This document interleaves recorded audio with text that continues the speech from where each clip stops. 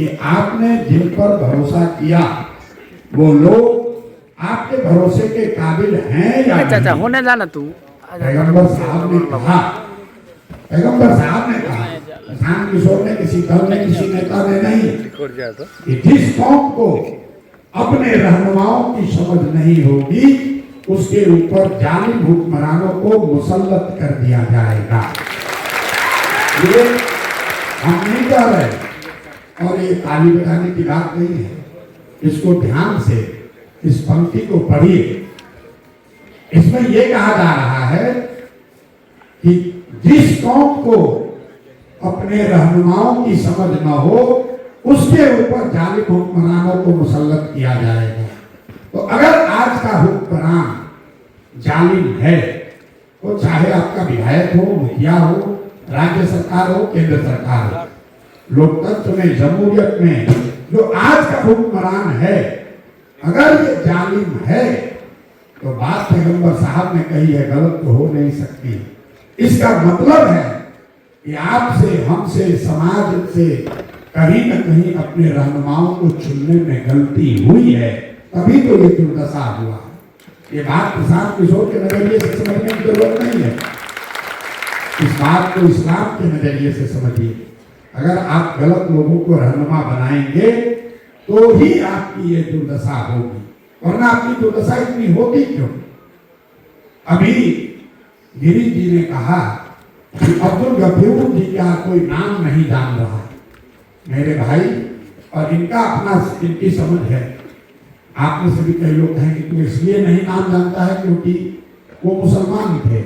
ऐसी बात नहीं है। उनका नाम इसलिए नहीं है कि जो बात आपको इस्लाम में बताई गई कि भाई बिना जद्दोजहद के जीवन में कुछ हासिल नहीं हो सकता है, और कहीं ना कहीं अब्दुल गफूर साहब के परिवार के लोग या उनके चाहने वाले, उनके शागिर्द, उन्होंने जद्दोजहद नहीं किया, इसीलिए आज उनका नाम धीरे धीरे मिट गया।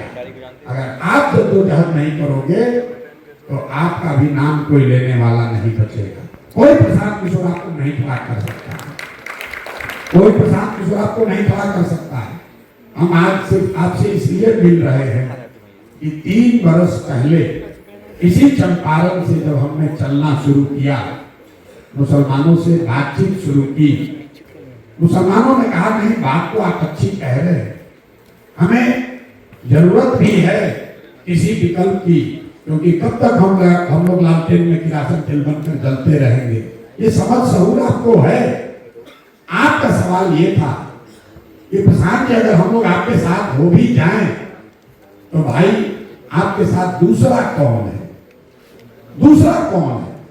क्योंकि आपको लगता था कि आपको ऐसा लगता है कि सारा हिंदू तो भाजपा ही हो गया, तो भाई हम लोग के साथ कौन आएगा। तो मैं आज आपको सिर्फ इसलिए मैंने दावत दी है कि वोट आपको जिसको देना है दीजिए, लेकिन जो बिहार में ये ऐतिहासिक घटना हो रही है, जो ये भीड़ आ रही है, जो लोग जन चुनाव में आ रहे हैं, उसको आप ध्यान से देखिए। वो मुसलमान नहीं है, वो ज्यादातर लोग हिंदू हैं। तो ये हिंदू आए कहां से? ये कौन से हिंदू हैं जो आज तक भाजपा को, जदयू को वोट दे रहा था, वो सब जन स्वराज में आ गया? वो कैसे हुआ?